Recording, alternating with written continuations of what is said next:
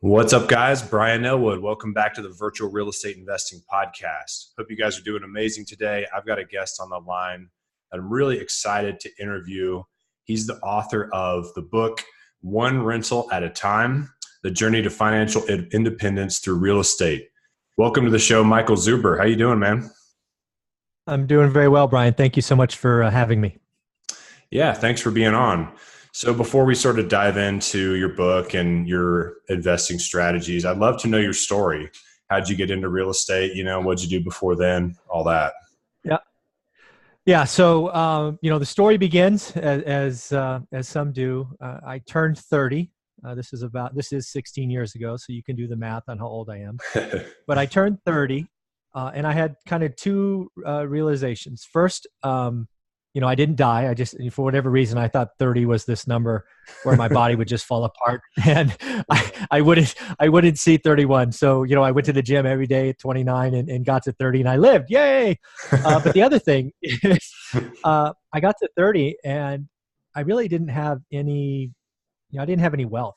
My net worth was, I don't know, nothing to speak of. It's hundreds or thousands of dollars. And that was after making decent money as a 20-year-old. I basically, admittedly, wasted my 20s, bought the toys, did the stupid things, turned 30, and I'm like, wow.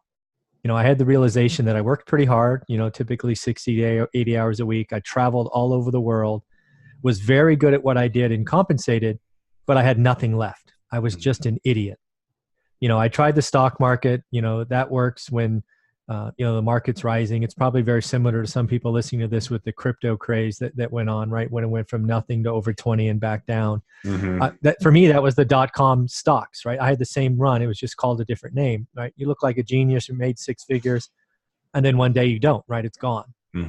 And I had that realization on my 30th birthday. And, at the time, we actually had bookstores, right? Big brick and mortar bookstores. I think it went down to a Borders, that was, I don't know, 20,000 square feet or whatever, and thousands of books, and quickly found my way over to real estate because it was real, right? I wasn't going to do a casino of stock market, haven't since I was 30. And, then I had to figure out what part of the real estate game I could play in, right? Because I had a job that literally I was out of the country half a month, right? Just traveling the world, running teams. So I had to do something that I could do as a side hustle, right? Back then it was just called part-time, and very quickly found landlording or buy and hold. And, I believed that real estate could provide the wealth. I read every biography I could. I read every story I could. I had a library of probably 300 or 400 books because that's what we did back then. Wow. And, I just started, right? Hence the name of the book, One Rental at a Time. I didn't really have any grand plan other than I didn't want to get to 40 and not have any wealth. That was kind of how this all started. Wow. So you got into rentals. How many years ago did you start buying real estate? So that would be, I was 30, so it'd be 16 years ago. I bought my first property on Norris Drive. Okay.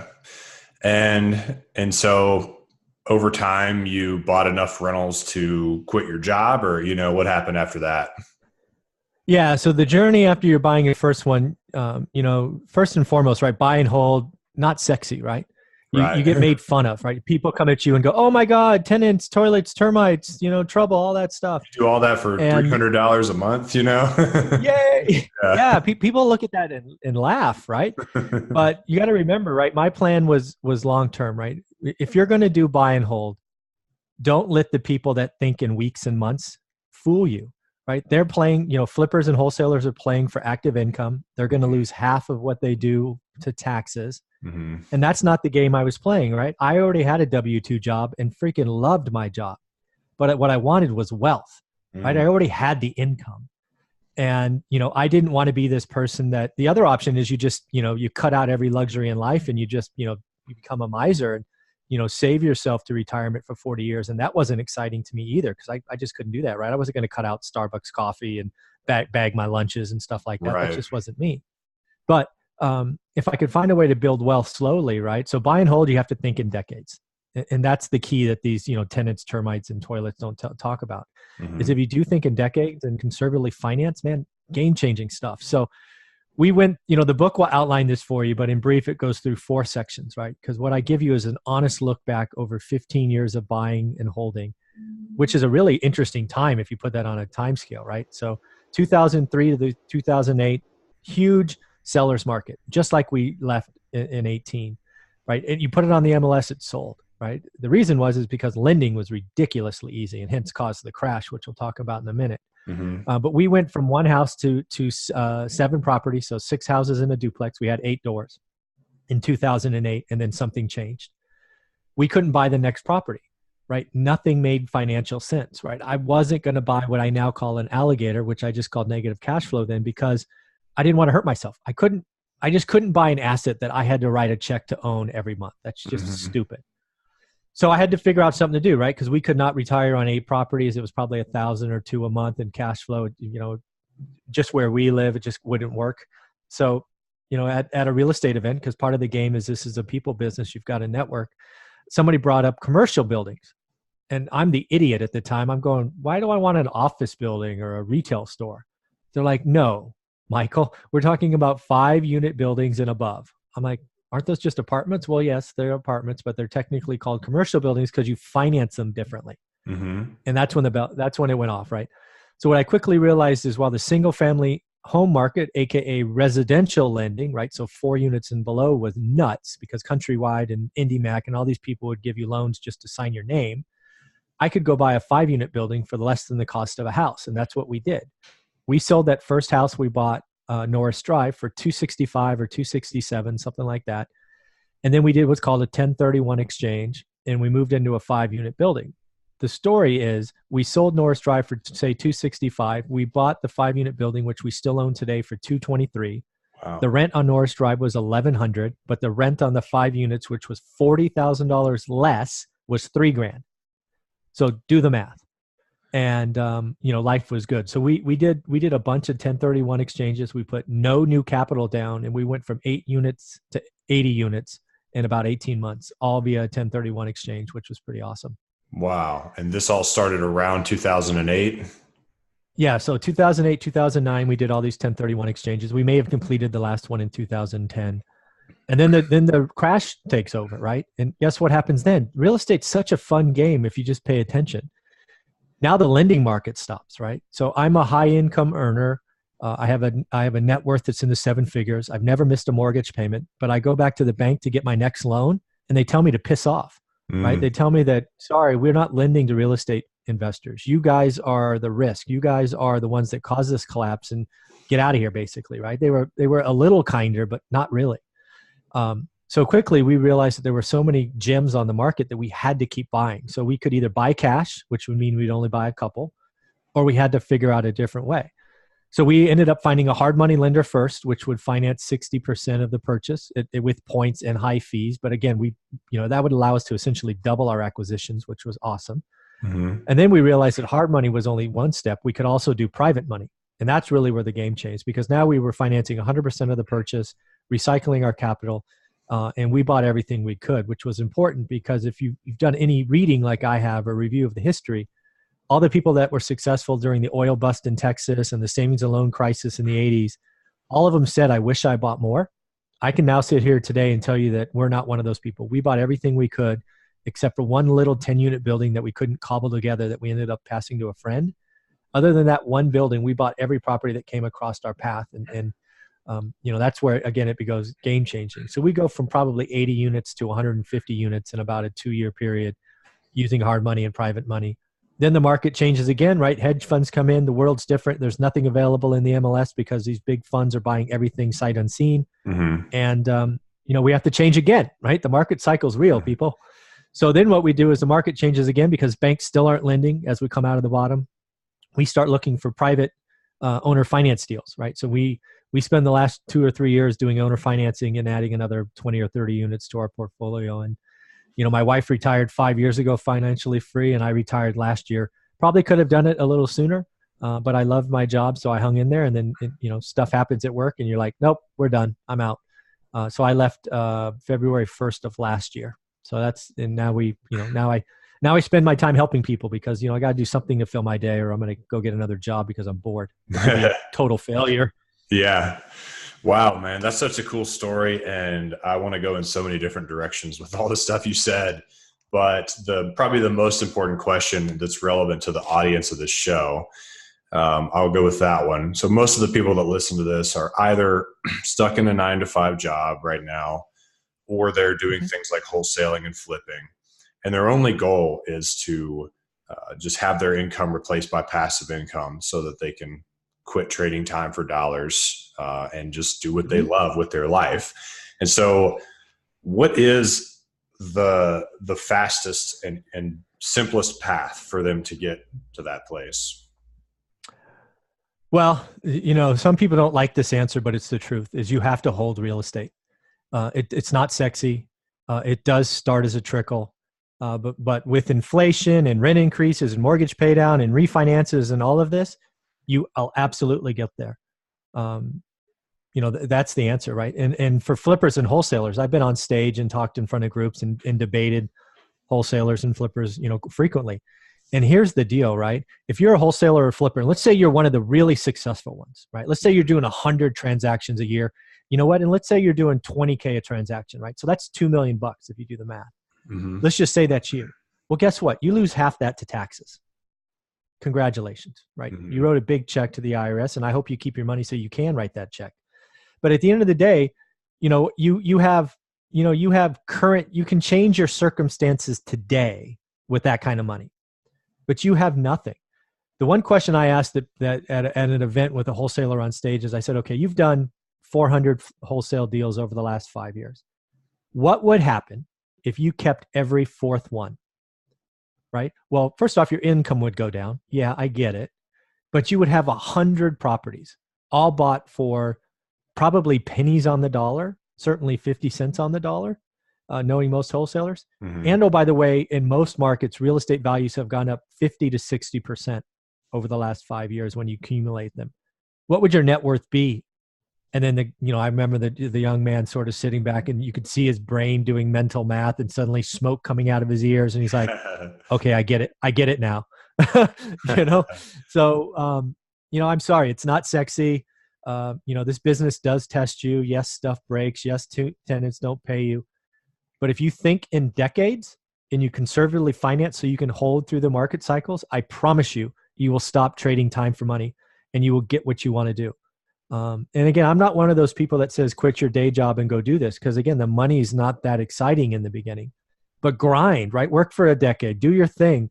Just know that I think most people can be out in 8 to 10 years if they do this. But you've got to be committed. You've got to get into it. And I mean, what is it? I was 45 when I was done. I've essentially shaved 20 years off my retirement. What do you think that's worth? Mm-hmm. And what I really ask myself is, damn it, what would happen if I started when I was 20 instead of when I was 30? I'm like, God, I'm such an idiot. I should have started in my 20s. So I know. hopefully this story, helps people start earlier. Yeah, that's really, really powerful, man. And I appreciate your message. Funny enough, I used to be that exact wholesaler that you described. We did for 100 deals. We made, about 1.5 million or so a year in gross revenue for 3 or 4 years in a row.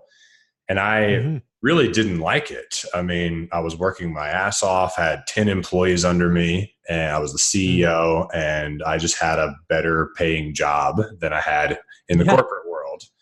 And so now I've really shifted, and I'm preaching this message, the same one you're preaching, is that people have to buy and hold. And the funny thing is that you're right. Like, I think back to all those deals that I wholesaled, and I'm like, oh my gosh, some of those, this was like in 2013 and the house was $30,000, and now it's worth over 200 because it's in a gentrifying area. And I'm just like, and I only made 10 grand on the wholesale deal.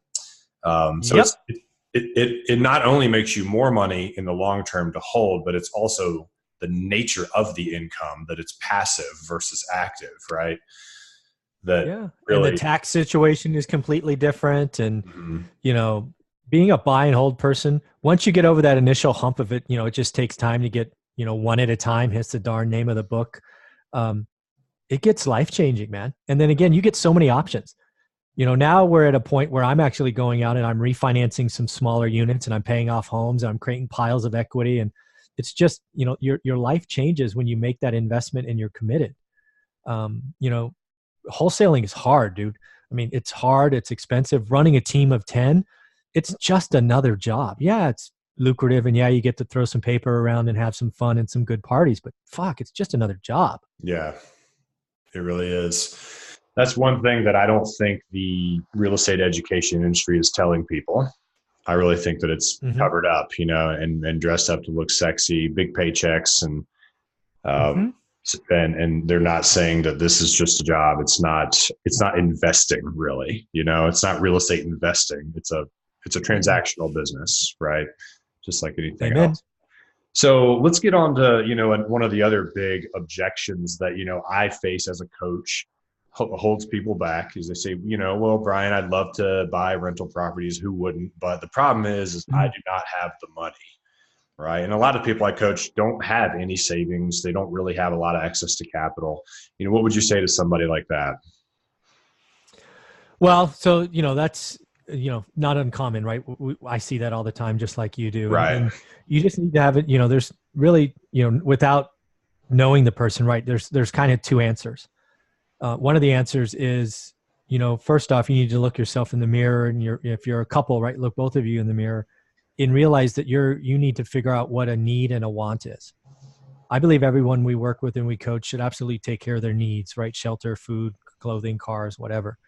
But it's the wants that kill us, right? All these stupid wants we have, we're overspending, we're leveraging, we're getting into credit card debt. I fundamentally believe most people spend 20 to 30% more than they have to, right? Mm-hmm. 30% above is their wants. So first and foremost, I believe a lot of people need to look themselves in the mirror and realize that they could live on less. At least live on less for the 10 years you're going to be doing this. Because I believe all of this starts with playing good defense, because the last thing you want to do is raise your standard of living as you get successful. You need to live on a minimum so you can basically earn, save, invest, repeat, right? That's what you should be doing. So that's part of the discussion. And now I realize that's not everyone, but that is some of us listening to this. Yeah. The other side of the equation is, you know what? I just don't have it, right? I'm already living paycheck to paycheck. I don't have it. Maybe I'm young. I'm not making any real money yet. Well, what you need to realize is real estate investing is a networking business. And the hardest part of this business is finding and identifying motivated sellers, right? People call them now off-market deals. Mm. If you can find a way to become knowledgeable in your market and start to find and identify off-market deals, the money will show up, or you could basically create the wholesale fees. So if you don't have anything, you need to start by creating chunk money, which is wholesaling or flipping or assignment fees or whatever you want to call that. But you have to go into that with the guise of that's just chunk money. And all of that is going to be going into my buy and hold business, right? Some people get into the business, get addicted to that first success and see that $10,000 stacked at the bank. And they're like, oh, I want to go do that again and again and again. And maybe it's not till 3 or 4 years later, you realize you're just on a freaking treadmill and you're just one big rat running around the wheel. You have to go into this going, I'm going to be a buy and hold person. And the only way I can do that is I need to go raise some down payment money or whatnot. Now, if your ability to do that is with your 9-to-5 job, good for you. If it's not, well, you need to go find some way to create some chunk money. And that's typically done with wholesaling or flipping. But again, doing it with the purpose of creating piles of money for down payments is awesome. The other option that a lot of people don't talk about is you can go out and look for owner finance deals. There are lots of landlords and lots of owners that want to get out of their house, but because of taxes don't want to sell because they've depreciated the building down to zero or the cost basis is zero. Mm-hmm. And you can work out a payment terms called an installment loan that takes over the property for very little down. You can structure terms. And again, that's what I've been doing the last 3 years is just buying properties with owner financing. My average down payment is 8%, right? Not 20 or 25. My average interest rate is below 5%. And my average term is 20 years fully amortized. So again, you can get creative and you can work with the sellers to put a deal together. So the other thing that's often overlooked by people with no quote unquote money is you can go out and look for owner finance deals. If you get good at talking to owners. That's awesome. So you're doing 100% owner finance deals today? I have. Yeah, I have. I'm actually going down this Sunday to look at a portfolio. Somebody's going to sell me all 15 units, 6 properties for $900,000. Yeah, absolutely. Wow. That's awesome. When you go into one of those deals, are you really flexible on the terms, or do you have a specific sort of arrangement? I go in, yeah. I'm very flexible, right? I try to, again, this is a people business, right? What people don't realize is real estate investing is a service-based business. The service I'm providing in this example is a way for an owner to continually get monthly income and avoid some IRS taxes. That's the service I'm providing. So you got to get good at communicating that. But what do I do when I put this together? So the owner reached out to me and says, I want to sell all 6 of my properties one time to one buyer. Are you interested? And I'll owner finance. I'm like, yeah, of course I'm interested. Tell me a little bit about him, because at this point, I don't know anything. So he gives me the addresses, give me the units, gives me the rent. Short story here is the rents total about $8,500. They're under market, but that's what they rent, $8,500. So I respond back going, great, I'm interested. Just so you know how I work, I want to own these properties forever. So if we're going to do an owner finance deal and I'm collecting $8,500, I can only pay you about $4,000 because I know that you can only do about 50% of rents to keep them long term. So I start my negotiations at $4,000. The seller comes back and goes, sorry, you're not listening. I won't accept $4,000. And oh, by the way, I want a number, meaning he wants a price. I again reply back with, oh, by the way, and this is all over email, right? He doesn't give me his phone number yet. So I'm going, well, just understand what I'm doing. I have to be able to hold them. This is long-term. I don't care what the price is, right? I can back into a price, but I need to know what you need monthly. How about $4,250, which is exactly 50% of current rents? He responds back with, you're not listening. Give me a number, blah, blah, blah. I'm like, okay, buddy, $800,000, $4,500 a month, take it or leave it. He goes, no, I'm going to go somewhere else. I wouldn't take a penny less than 900, and I need 6% interest. And I think that payment was like $5,800. So I reply back with, now we're talking. So I can do $900,000. I could do a down payment of 5%, which is what he wanted. However, I can't pay you any more than $5,000 a month because I know the building should actually rent for $12,000. And he goes, I can do that. So what I did with that little twist is I took the interest rate off the table. So if you go in and do the math, now the interest on that is about just over 4%, and it's going to be fully amortized over 20 years. So in the end, he got his price, $900,000. I got my terms, which I'm happy with. Everybody wins. And then again, I don't care what I don't care what price is. He could have said the building was worth $1 million, and I could have backed into a number, right? The interest rate probably would have been sub 2%, because what I care about is the monthly payment. It's all about the monthly payment, people. That's how you keep buildings long-term, is you conservatively finance and you set yourself up when you buy them. So that's the big deal for me. I care about the monthly payment on all my owner finance deals. I have overpaid by $50,000 on a property, but I also got 0% interest. I don't really care. I'm going to hold it forever. So it just doesn't matter. Yeah, I see what you mean. Like theoretically, you could have paid $3 million for that building if the payment was $4,000 a month or something like that, and you're still gonna net a $4,000 or whatever on your side. As long as, of course, you wouldn't do that because it'd be a big liability, I guess. But maybe, I don't know. That's an I don't know if $3 million. I could have. Let's just do the math. I got my phone here, so just give me a sec. Okay. So I was comfortable paying $5,000 a month. And he wanted 20 years. So 20 times 12 is 240 payments. So I could have, in theory, paid $1.2 million, and I would have signed that deal, except the interest rate would be 0. So every month would be 100% principal. I would have done that because what do I care? I'm going to own him forever, and I'm going to die and give him to my daughter. So, okay. So you'll pay more as long as the interest rate, as long as I was not changing my monthly payment. That the monthly payment drops. Yeah, gotcha. Monthly payment stays the same. I don't care what the number is. Yeah, that's really interesting. Wow. Okay, so I want to ask you. I saw you. Believe you were interviewed on another podcast that I checked out today, or a YouTube video, and you were talking about the status of the market. And I'd love to know your opinion on where we are now, what's going to happen, if people should do anything differently or be prepared for something, just give us kind of what your thoughts are on where we're at. Yeah, I think in most markets, most being, I don't know, call it 70, 75% of the continental US is soft. But you got to be careful with those kind of generic statements. I think there's sections of the market that are really, really soft, And I think there are sections of the market that are still hot. So let me explain. I believe anytime you hear somebody talk about real estate in general and they start quoting percentages and all of that, it's kind of like fake news because we all operate in our own little geographies in our portion of the market. But let's talk about it. I believe what's really happening is anything that's 50% above the median price for your area is in trouble. So if the median for your market is 100 grand, any house that's priced 150 and above is in trouble. It's going to get soft. The inventory is going to explode. Buyers are going to disappear. And when the next business cycle comes, and it will, that market is soft.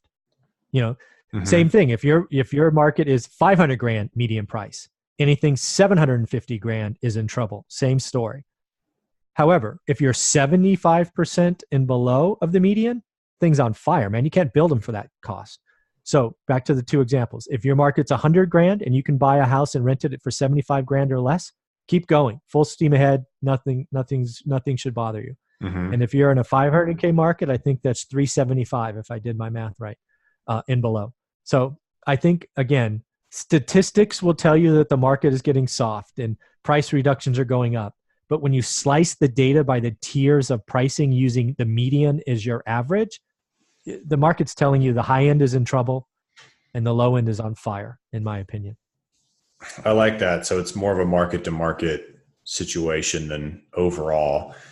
And, I have a personal example that kind of backs that up. I'd like to ask you about it. So I live in Denver and I invest in Tennessee. And okay. I used to live in Tennessee. That's why I started investing in there and kind of automated the business and moved, and I do it virtually now. Anyways, Nashville is where I invest, but Nashville has gotten really expensive. It's one of those cool, trendy places that everyone's moving now. And they got coffee shops, breweries, restaurants, and art galleries and stuff, and everything's, $250,000. It used to be 50 grand. So I've had, me and all the other investors there have had to go to the outskirts of Nashville to find cheap houses. And so Nashville is sort of kind of maxed out in terms of buying rentals. And here we are in 2019, kind of feels like we're at the top of a market. In this exact same moment, Huntsville, Alabama is on fire. You can still get houses there for $30,000, and all this businesses and things are coming, and it looks like it's going to become Alabama's biggest city. And it looks similar to how Nashville looked 5, 6, 7 years ago or whatever, in terms of the growth and all that and the prices. So I guess it makes me wonder if no matter what the overall national economy is doing, there's always going to be great places for you to put your money, great markets where you can invest in at any given time. Do you agree with that? Oh, unquestioned. Yeah. Real estate investing is if you do it carefully, and you're conservative, you're finance, and you think decades like buy and hold people should. Yeah. There's always a place to be. Now, if you're a flipper and you're trying to think months, oof, you can get toasted, right? I saw flippers go bankrupt that were worth $10 million back in 2008. They were bankrupt in 9 months because they held the wrong inventory. They paid crazy points and interest. When the market goes soft, your days on market, your holding costs go up, go broke.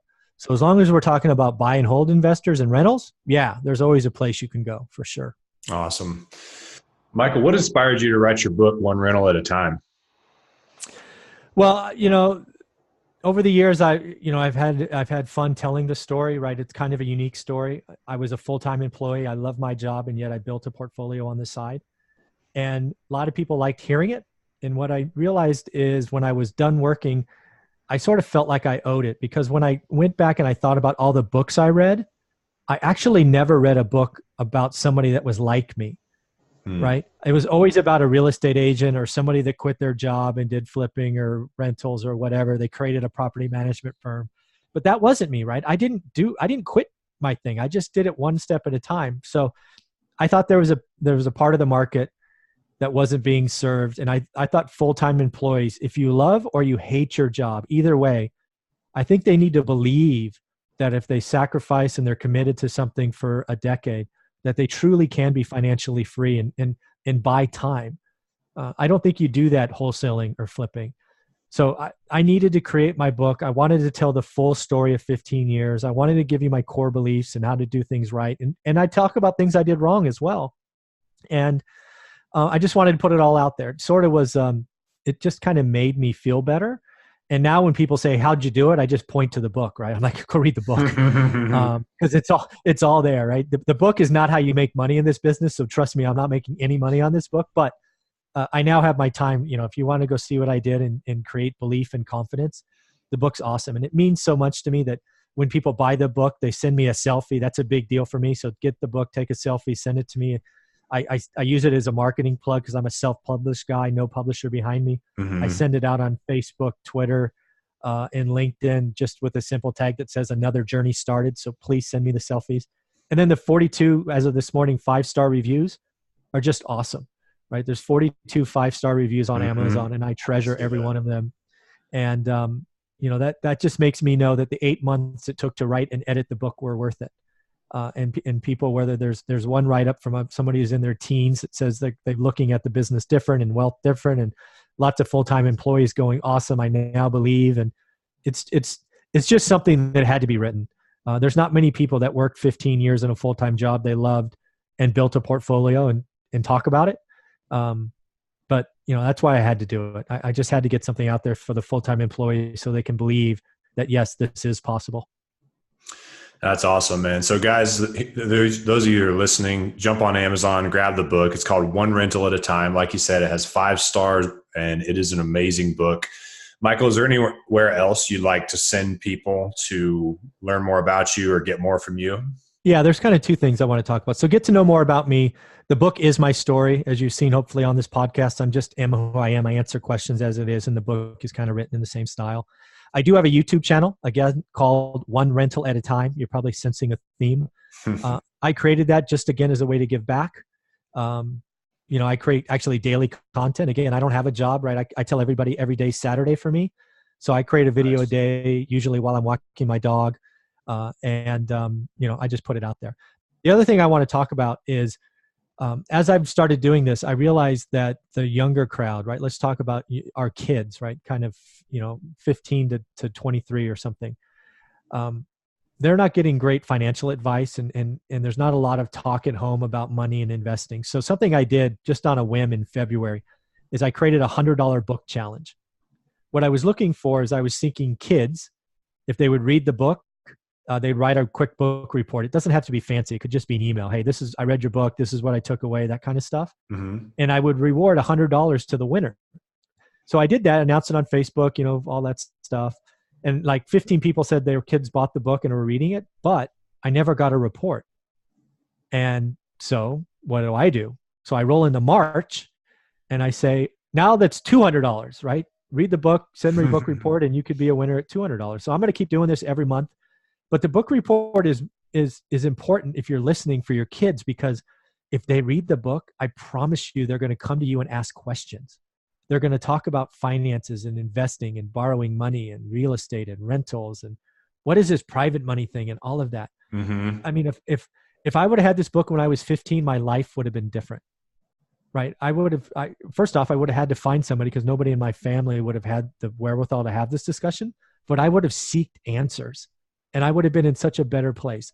I really believe this book is written in a way where if you're a young adult in high school or college, that you can fundamentally change your life by reading it. And I think that starts at home. If you're listening to this podcast and you have children that are of that age, get the book for them. Have the discussion with them about money and investing. And if they send me a report, my email's given throughout the book. They could be the winner, right? If I only get one report this month, somebody's going to win $200. If I get a bunch of reports, I reserve the right to send out 2 different winners at $100 each. But I'm not doing it for me. I'm doing it for you. Have your kids talk about money and investing. That never happened in my house. So hopefully it happens in yours. Guys, he's paying you to read the book, get the book, read the book. Michael, I remember hearing about a super successful person. I can't remember who it was. So one of the Warren Buffett type people, mm-hmm. where he said that his parents paid him $20 for every book he read when he was a kid. Do you remember who that was? Who was that? It was some Ah, person. But I loved that. And you're kind of mimicking that with this book report challenge. mhm. You're encouraging their education. So that's super cool. And thank you so much for taking your time to be on the show. You're obviously a great teacher and you're a wealth of information, and this has been super valuable. So I appreciate it. No worries. Thank you for having me. All right. We'll see you next time. Peace.